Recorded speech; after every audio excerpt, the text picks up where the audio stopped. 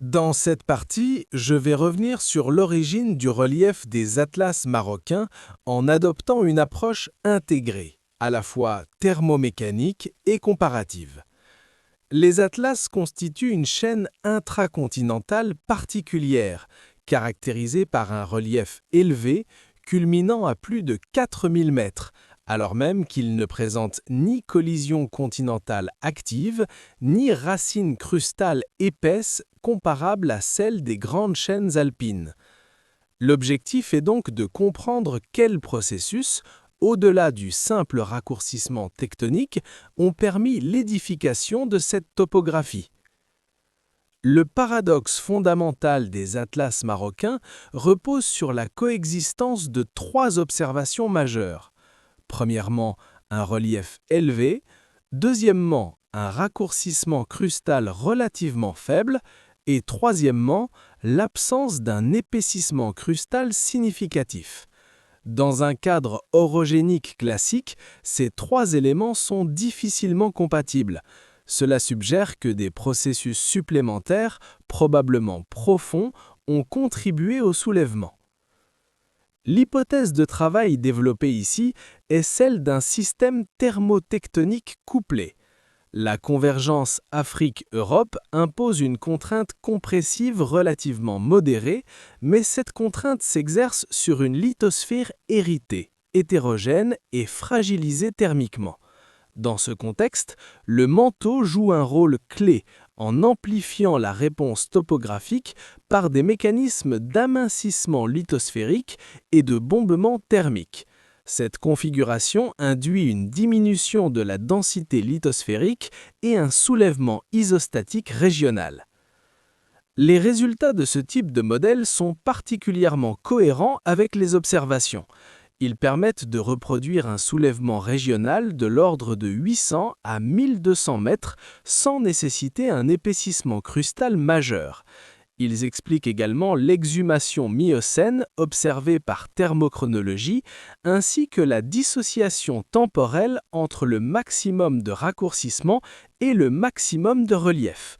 Cela confirme que le soulèvement atlasien n'est pas uniquement tectonique, mais thermiquement assisté.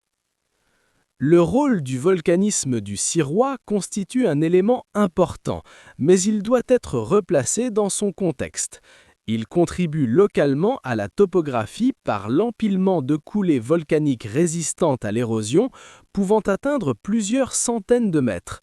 Cependant, son extension spatiale limitée et son volume ne permettent pas d'expliquer l'élévation régionale des atlas. Il agit donc comme un amplificateur morphologique local, mais pas comme le moteur principal du soulèvement. La comparaison avec le Tian Shan est instructive. Il s'agit également d'une chaîne intracontinentale, mais dans un contexte de collision majeure entre l'Inde et l'Eurasie. Le Tian Shan présente un raccourcissement important et une racine crustale très développée. A l'inverse, l'Atlas montre que l'on peut obtenir un relief élevé avec un raccourcissement limité à condition que la lithosphère soit thermiquement affaiblie. Les mécanismes dominants sont donc fondamentalement différents. Le Hogar, en Afrique centrale, représente un autre end member. Il s'agit essentiellement d'un bombement mantélique intraplaque, avec un volcanisme durable et une faible contrainte tectonique. L'Atlas marocain se situe entre ces deux extrêmes. Il combine une compression lointaine héritée du système alpin et une contribution mantélique significative. C'est cette hybridation qui fait son originalité. Les atlas marocains peuvent donc être considérés comme un véritable laboratoire naturel. Ils montrent comment une lithosphère intracontinentale peut produire un relief important sous une contrainte modérée lorsque des processus thermiques profonds sont impliqués. Ce positionnement intermédiaire entre chaînes collisionnelles et bombements intraplaques est relativement rare à l'échelle mondiale. À l'échelle d'Afrique du Nord, ces résultats ont des implications majeures. Ils suggèrent que le relief nord-africain ne peut pas être interprété uniquement en termes de marge de plaque. L'existence d'anomalies thermiques sous l'Atlas, le Hogar ou le Tibesti indique une lithosphère africaine plus dynamique que ce qui est souvent admis. Le manteau joue un rôle structurant dans l'évolution à long terme du continent. Sur le plan temporel, le raccourcissement tectonique débute dès l'Éocène supérieur. Cependant, le soulèvement majeur est Miocène et coïncide avec l'amincissement lithosphérique.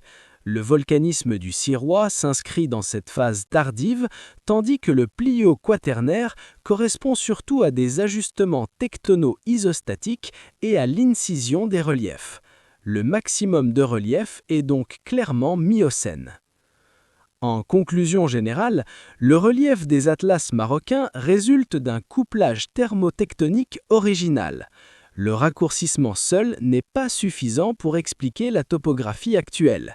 C'est la contribution mantélique via l'amincissement lithosphérique et le soulèvement thermique qui constitue le moteur principal de l'édification du relief. Les atlas apparaissent ainsi comme un véritable chêne intracontinental hybride au cœur de la dynamique géodynamique nord-africaine.